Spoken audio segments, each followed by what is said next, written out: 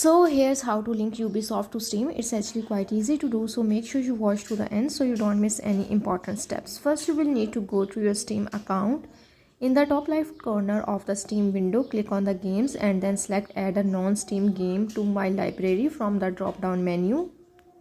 Once you click on it, a new window will open showing a list of applications on your computer. Scroll through the list or use the search bar to find the Ubisoft game you want to link to Steam.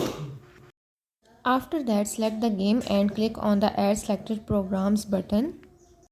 Once you click on it, Steam will now add the selected Ubisoft game to your Steam library. You should see the game in your library list. You can also connect Ubisoft games via Ubisoft Connect app. Launch the Ubisoft game for your Steam library. You will likely to be prompted to enter your Ubisoft account credentials or create a new account if you don't have one.